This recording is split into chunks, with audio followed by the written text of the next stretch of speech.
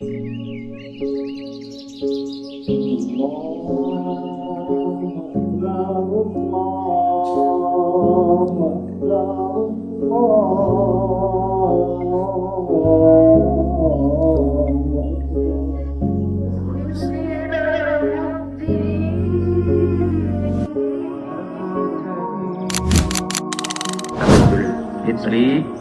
di mana kita laksanakan setiap tahun kali. Mudah-mudahan Allahu Akbar.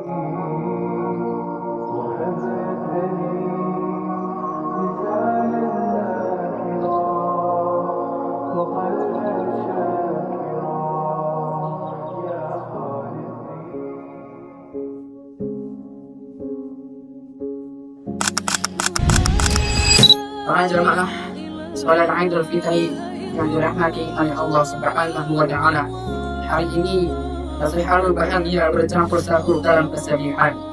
Rasa bahagia karena datangnya hari kemenangan. Namun di lain sisi akan ada rasa sedih atas kepergian bulan suci Ramadan. Bulan yang penuh dengan keberkahan, yang mana Nabi Sallallahu Alaihi Wasallam memberikan keberkahan di dalam bulan suci Ramadan ini, sebagaimana hadis Rasul Sallallahu Alaihi Wasallam, "Idza jaa Ramadan, futihat abwaabul jannah." Apabila Ramadan itu telah datang, maka pintu-pintu surga dibuka oleh Allah Subhanahu wa Ta'ala. Dan Allah Subhanahu wa Ta'ala menutup pintu-pintu neraka. Kemudian daripada itu juga keberkahan yang terdapat di dalam bulan suci Ramadan, yakni fi khairin fi lailatin fi syahri Ramadan, yakni terdapatnya malam yang mana malam tersebut lebih baik daripada 1000 bulan. Ini adalah akselerasi pahala yang Allah berikan kepada umat Islam supaya bisa menarik amalan-amalan umat terdahulunya.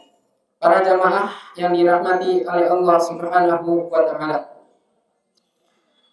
Allah Subhanahu wa Ta'ala memberikan anugerah di dalam bulan suci Ramadan ini dengan berbagai keberkahan. Sampai para ulama menjelaskan bulan Ramadan adalah bulan sayyidus syuhur, yakni rajanya bulan daripada bulan-bulan yang lain. Mengapa Allah Subhanahu wa Ta'ala, para ulama mengatakan sayyidus syuhur? Karena di dalam Ramadan terdapat keistimewaan dan keberkahan yang tidak diberikan di bulan-bulan yang lain. Ada bulan Ashhurul Hurum, yakni Allah muliakan bulan-bulannya, yakni bulan-bulan Rajab. Kemudian bulan Dzulqa'dah, Muharram, Dzulqa'dah, Dzulhijjah dan Muharram, itu 4 bulan yang Allah sebutkan di dalam Al-Quran. Inna 'iddatash shuhuri 'indallahi 12 syahran fi kitabillah yauma khalaqas samawati wal arda minha arba'atun hurum. Kemudian ada bulan-bulan yang lain, yang mana di bulan-bulan yang lain terdapat keistimewaan yang lainnya. Namun di bulan suci Ramadan sangat istimewa karena di dalamnya Allah Subhanahu wa Ta'ala menurunkan Al-Quran pada malam Ramadan. Allah Subhanahu wa Ta'ala berfirman, "Syahrul Ramadan alladzi unzila fihi al-Qur'an hudan lin-nas wa bayyinatin minal huda wal furqan." Para jamaah yang dimuliakan oleh Allah Subhanahu wa Ta'ala, rasa sedih ini hanya dirasakan oleh orang-orang yang merasakan nikmatnya Ramadan. Sebuah pepatah mengatakan, siapa yang merasakan manisnya kebersamaan pasti akan merasakan pahitnya perpisahan. Allahu Akbar, Allahu Akbar, walillahil hamd. Tetes air mata karena rasa sedih melepas kepergian Ramadan. Telah bercampur rasa haru bahagia karena telah diberi kesempatan berkumpul bersama keluarga. Bahagia sukacita karena diberi kesempatan merayakan hari Lebaran bersama-sama dengan orang yang terkasih dan yang tercinta.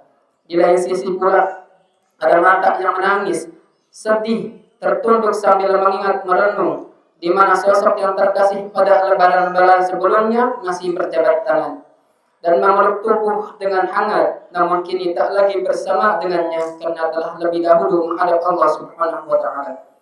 Terngiang dan terekam dengan jelas canda tawa dan kebersamaan dengan sanak saudara, semua saudara, suami, istri, ataupun anak serta cucu, namun kini sudah tak lagi. Rasa sedih yang lebih mendalam dirasakan oleh seorang anak yang merayakan lebaran tanpa seorang ibu dan bapaknya. Mengalir deras kerinduan saat mengenang terakhir berlebaran bersama. Bersukacita berangkat dengan penuh bahagia, di mana tangan masih berjabat dengan erat dan merasakan pelukan yang penuh dengan kehangatan. Memohon dan restu, tetapi hal tersebut hanya menjadi ingatan yang terikat oleh kerinduan yang mendalam. Hanya untayan doa bersama kerinduan. Semoga Allah Subhanahu wa taala mengumumkan kelak di surganya, amin ya rabbal alamin. Para jamaah salat Idul Fitri yang dirahmati oleh Allah Subhanahu wa taala, dalam suasana seperti ini di suatu waktu sebagaimana sahabat meriwayatkan ketika Nabi sallallahu alaihi wasallam menaiki mimbar, kemudian di tangga yang pertama Rasul mengucapkan amin, kemudian di tangga yang kedua Rasul mengucapkan amin, kemudian di tangga yang ketiga Rasulullah Shallallahu Alaihi Wasallam pun berkata amin. Maka para sahabat berkata, ya Rasulullah, sungguh kami telah mendengar dari engkau pada hari ini sesuatu yang belum pernah kami dengar sebelumnya. Maka Nabi Shallallahu Alaihi Wasallam bersabda, celakalah orang yang mendapati bulan Ramadan yang penuh keberkahan ini, tetapi tidak memperoleh ampunan. Maka Rasul Shallallahu Alaihi Wasallam pun menjawab amin. Kemudian alangkah ruginya orang yang menyia-nyiakan bulan suci Ramadan. Di saat Ramadan Allah membuka pintu surga, namun dia tidak mau memasukinya. Saat Allah Subhanahu wa taala menutup pintu neraka baginya, namun dia memaksakan diri untuk masuk ke dalamnya. Maka rugilah orang-orang yang tidak mau memanfaatkan bulan suci Ramadan dengan sebaik-baiknya. Maka kelak di akhirat, saat hari pembalasan telah tiba, setiap perbuatan dipertanggungjawabkan, yang hadir hanya penyesalan tiada tara. Sebagaimana Allah Subhanahu wa taala berfirman, "Walau tara idil mujrimuna nakisu ru'usihim 'inda rabbihim." Dan seandainya engkau melihat para pendurhaka itu menundukkan kepala mereka di sisi Tuhan mereka, lalu mereka berkata, "Rabbana absarna wa sami'na farji'na na'mal shalihan inna muqinun." Ya Tuhan kami telah melihat dan mendengar, maka kembalikanlah kami. Kami akan mengamalkan amal-amal yang saleh, sesungguhnya kami adalah orang-orang yang yakin. Rasa sesal telah membuat orang durhaka ingin kembali untuk mengerjakan amal saleh di dunia. Tetapi apalah daya, penyesalan tinggallah penyesalan. Jatuh di atas air matanya, merengek memohon agar diberi kesempatan untuk memperbaiki dirinya. Tetesan air mata membasahi pipinya. Penyesalannya tak henti, namun semua itu tidak ada artinya. Kesempatan itu telah putus sejak nyawa telah dicabut dari raga. Menyesallah sebelum penyesalan itu tidak ada artinya. Menangislah sebelum pada akhirnya tangisan itu tak memberikan manfaat untuk dirinya. Dan bertaubatlah sebelum pada akhirnya pintu taubat itu ditutup oleh dirinya. Maka bertaubatlah kepada Allah Subhanahu wa taala, sebab Allah Subhanahu wa taala Maha penerima taubat walau dosa sebesar langit dan bumi. Allah Subhanahu wa taala berfirman di dalam Al-Qur'an, "Qul ya ibadiyalladzina asrafu 'ala anfusihim la taqnatu min rahmatillah. Innallaha yaghfiru dzunuba jami'a. Innahu huwal ghafurur rahim." Katakanlah, wahai hamba-hambaku yang melampaui batas terhadap diri mereka sendiri, janganlah kamu berputus asa dari rahmat Allah. Sesungguhnya Allah mengampuni dosa-dosa semuanya. Sesungguhnya Dialah yang Maha Pengampun lagi Maha Penyayang.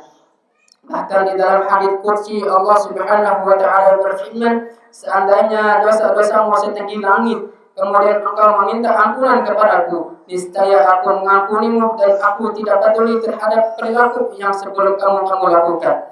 Untuk itu, marilah berkumpulnya kita di tempat ini, di hari yang fitri ini, hari yang suci. Marilah kita menyucikan diri dengan bertobat, seraya merenung, menyesali dan menangisi khilaf yang telah kita perbuat. Para jamaah yang dimuliakan oleh Allah Subhanahu wa taala. Kemudian ketika Nabi Shallallahu Alaihi Wasallam menaiki tangga yang kedua, maka Nabi mengucapkan amin. Maka pada hari itu malaikat Jibril memberikan informasi bahwa celakalah orang yang apabila namamu disebutkan dia tidak bersalawat atasmu. Aku pun berkata amin. Rasulullah Shallallahu Alaihi Wasallam adalah tauladan mulia bagi umat manusia.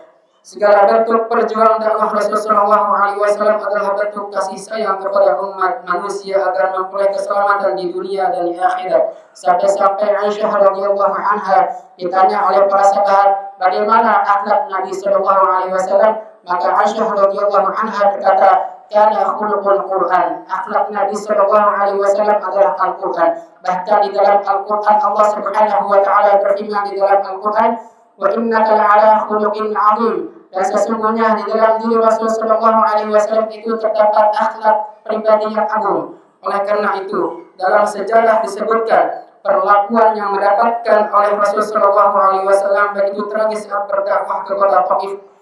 Ketika Nabi SAW berada di kota Taif, Nabi SAW dilempari batu sampai berdarah. Maka malaikat pun menawarkan untuk menghimpit, untuk menghancurkan kota Taif tersebut. Maka Nabi SAW pun melarang malaikat untuk menghancurkan kota Taif, karena Nabi SAW berharap ada ulama, ada sahabat, ada seseorang yang bisa mendakwahkan Islam di tempat ini, maka doa Nabi SAW pun dijaga oleh Allah Subhanahu wa taala. Maka Abu Hurairah, salah satu sahabat Nabi SAW, yang mana sahabat tersebut muncul dari kota Taif. Inilah keberkahan yang Allah berikan kepada baginda Rasulullah SAW dengan kesabaran atas dakwah-dakwah yang ia hadapi.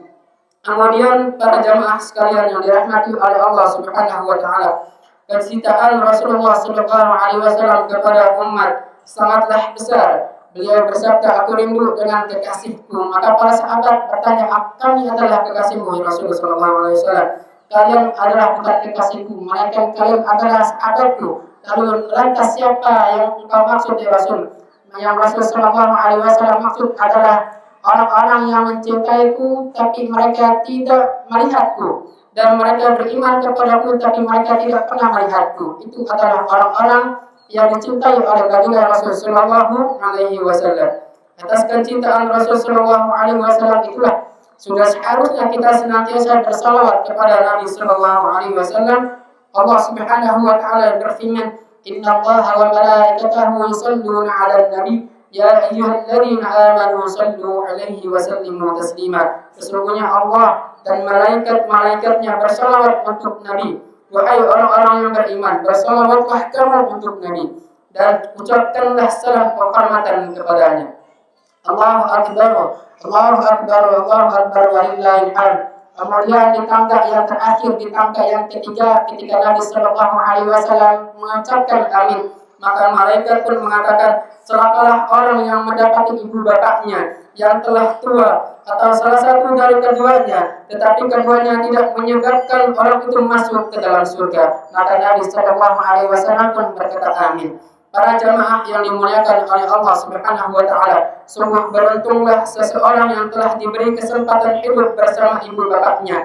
Semua sebab dengannya itu dapat mengantarkan diri ke dalam surga selama dia mampu berbakti kepadanya. Namun celakalah orang yang memiliki ibu bapaknya namun tidak dijadikannya sebagai jalan untuk berbakti kepadanya. Pesan orang terdahulu, seorang ibu mampu merawat 10 anak, tapi 10 anak belum tentu bisa merawat ibu bapaknya. Para jamaah yang dimuliakan oleh Allah Subhanahu wa taala, Allah Subhanahu wa taala berfirman, "Wa qadara rabbuka alla ta'budu illa iyyahu wa bil walidayni ihsana." Sampai Allah Subhanahu wa taala menyamakan ibadah kepada Allah Subhanahu wa taala dengan ibadahnya orang tua, sebagaimana dalil yang Allah sebutkan tadi, wa qadara rabbuka alla ta'budu illa iyyahu wa bil walidayni ihsana. Dan Tuhanmu telah memerintahkan supaya kamu jangan menyembah selain Dia, dan hendaklah kamu berbuat baik kepada ibu bapakmu dengan sebaik-baiknya. Sungguh jasa orang tua, apalagi seorang ibu, begitu besar. Mulai saat mengandung, tak ada tidur yang dia nikmati. Dia mesti menanggung berbagai macam penderitaan. Baru sekejap tertutup matanya, tangis kita pun membangunkannya. Puncak penderitaan seorang ibu tatkala dia melahirkan, satu kakinya berada di dunia dan satu kakinya lagi berada di kuburan. Kematian siap dihadapi agar anaknya bisa hidup. Begitu pula saat menyusui, yang sebenarnya waktu istirahatnya baginya yang sebenarnya waktu istirahat baginya, namun dia rela membunuh di saat si bayi kecil kehausan dan membutuhkan air susunya.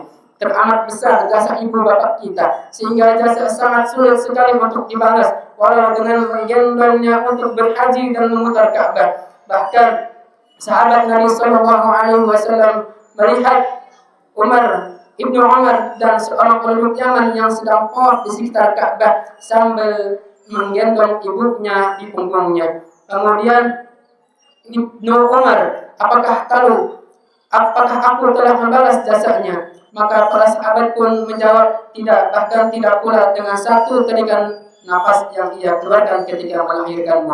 Puluhan kali pun kita membawa ibu bapak kita ke tanah suci, meskipun dengan menggendong langsung, itu tak bisa membalas jasa-jasa ibu bapak kepada kita. Lalu mengapa masih ada seorang anak yang durhaka membangkang atas perintahnya? Marilah kita belajar sebuah kisah tentang pengabdian kepada orang tua. Seorang pemuda bernama Uwais Al-Qarni, pemuda yang seolah dan sangat berbakti kepada ibunya yang bertempat di Yaman. Ibunya adalah seorang wanita tua yang lumpuh. Uwais senantiasa merawat dan memenuhi semua permintaan ibunya. Hanya satu permintaan yang sulit ia kabulkan, yaitu menghajikan ibunya. Sampai-sampai Uwais Al-Qarni pun memberikan lembu seekor sapi agar bisa menggendong ibunya, karena untuk sarana latihan untuk dirinya. Sampai sapi itu berkisar 100 kg, dia mampu untuk menaiki bukit untuk melatih dirinya untuk bisa membawa ibunya untuk memberangkatkan haji dari Yaman ke kota Makkah. Maka muncullah dan terjadilah suasana ibadah haji. Maka Uwais Al-Qarni pun membawakan ibundanya dengan menggendongnya dari Yaman sampai Ka'bah. Para jemaah yang dimuliakan oleh Allah Subhanahu wa taala, Uwais menggendong ibunya berjalan kaki dari Yaman ke Mekah. Alangkah besar cinta Uwais pada ibunya. Ia rela menempuh perjalanan jauh dan sulit memenuhi keinginan ibunya. Uwais berjalan tegak dengan menggendong ibunya tawaf di Ka'bah. Ibunya terharu dan bercucuran air mata telah melihat Baitullah. Di hadapan Ka'bah, ibu dan anak itu berdoa, "Ya Allah, ampunilah semua dosa ibuku." Kata Uwais, "Bagaimana dengan dosamu?" tanya ibu. Maka Uwais pun menjawab, "Dengan terampunnya dosa ibu, maka ibu akan masuk ke dalam surga. Cukuplah ridho dari ibu yang akan membawa aku ke dalam surga." Maka Nabi Shallallahu Alaihi Wasallam pun bersabda, "Ridallahu fi ridha walidain wa suhtullah fi suhtil walidain." Ridha Allah tergantung pada ridha orang tua, dan murkanya Allah Subhanahu wa taala tergantung pada murkanya orang tua. Para jemaah yang dimuliakan oleh Allah Subhanahu wa taala, sebaik-baik apapun karir kita, setinggi apapun pendidikan kita, seberapa hebat pun kedudukan kita, jika kita durhaka kepada ibu kita, maka semua itu akan sirna dan akan mendapatkan kebahagiaan di akhirat. Di dunia pun tak akan diperoleh kalau durhaka kepada ibu bapak kita. Bahkan Rasulullah SAW bersabda, setiap dosa Allah Subhanahu wa taala akan membalasnya sebagaimana yang dia kehendaki dari dosa-dosa itu hingga sampai hari kiamat, kecuali durhaka kepada kedua orang tuanya. Sesungguhnya Allah menyegerakan balasannya bagi pelakunya saat hidup di dunia sebelum ia diwafatkan. Maka dari itu para jamaah sekalian, jika orang durhaka kepada ibu bapak, maka setiap yang dibangun akan runtuh, setiap yang ditanam akan gagal, setiap usaha yang dia lakukan akan rugi. Banyak orang yang jauh mencari kebahagiaan, mengejar surga hingga kemana-mana, namun lupa bahwa ada surga di rumahnya, yaitu ibu bapak kita. Siapa yang berbakti kepada ibu bapak kita, maka itulah sumber kebahagiaan. Mengabdi kepada ibu bapak adalah cara memperoleh surganya Allah Subhanahu wa taala. Hadirin yang dimuliakan oleh Allah Subhanahu wa taala, akan ada suatu saat orang tua akan berpisah dengan kita. Andai malaikat maut menjemput, andai orang tua telah menjadi mayat, kita tak lagi mendengar suaranya, gurauannya, nasihatnya, bahkan doa restunya. Andai orang tua kita sudah dibungkus kain kafan, kita tak bisa lagi membawa oleh-oleh kesukaannya, tidak bisa lagi memijat kakinya, tidak bisa lagi mencium tangannya, meluluh hangat tubuhnya. Andai kata orang tua sudah digusur ke kuburan, dimasukkan ke inang lahat, ketika tanah mulai menimbun, itulah saat terakhir kita melihat jasadnya. Sesudah itu hanya tinggal nisan yang bisa kita raba. Yang tersisa hanya penyesalan. Mengapa selagi ada kita sia-siakan? Ketika sampai ke rumah, kamarnya telah kosong. Hanya tinggal foto dan pakaian yang tergantung di dinding serta kepergian yang dia hadapi. Mengapa ketika ada disia-siakan? Mengapa kita tak memiliki waktu untuk membahagiakan kedua orang tuanya? Selagi mereka masih ada, mari jangan sia-siakan mereka. Berbaktilah sebaik-baiknya. Sepulang dari rumah, temui mereka, duduk di hadapannya, sambil tangannya cium raba dengan kulit yang kasar karena kerja keras membanting tulang penuh keringat agar kita dapat hidup terjamin. Dengan pendidikan yang diberikannya, dengan meraih cita-cita yang kita inginkan, mereka rela untuk bekerja keras demi anak-anaknya.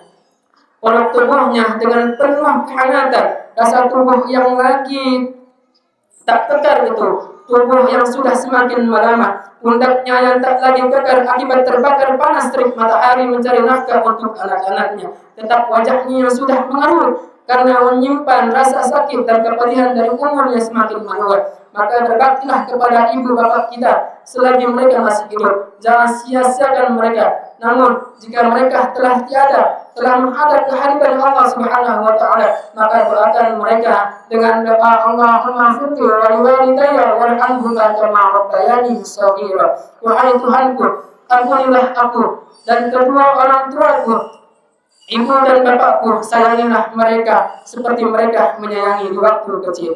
Allahu Akbar, Allahu Akbar, Allahu Akbar walillahil hamd. Oleh karena itu para jamaah sekalian yang dirahmati oleh Allah Subhanahu wa taala, mari gunakan kesempatan yang ada jika kita masih mempunyai bapak ibu kita. Berbaktilah kepada kedua orang tua kita, karena di dalam kedua orang tua kita itu terdapat surga yang tidak dapat didapatkan yang lain.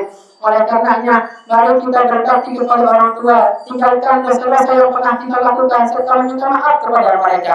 Oleh karena itu, tidak lain dan tidak bukan, ini adalah kesempatan yang terakhir bagi kita. Kita tidak akan tahu kapan Allah Subhanahu wa taala masih mempertemukan Idul Fitri tahun yang akan datang. Oleh karena itu, mari para jamaah sekalian, kita sayangi kedua orang tua kita. Gunakan akhlak kita kepada orang tua kita serta sayangilah mereka.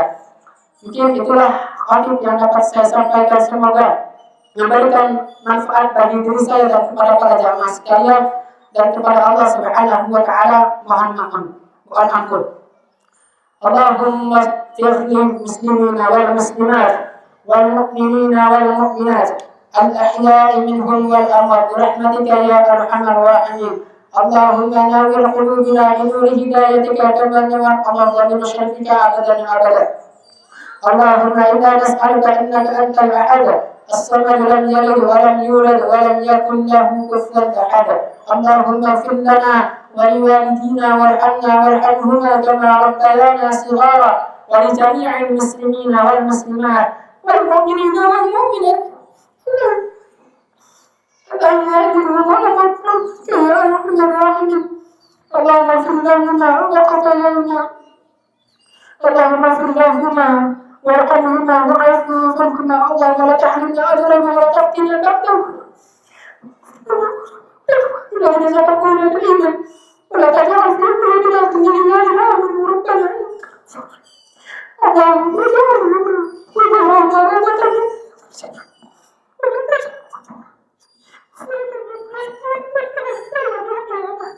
ربنا آتنا حسنة وفي الآخرة حسنة وقنا عذاب النار والحمد لله رب العالمين. عباد الله إن الله يأمركم بالعدل والإحسان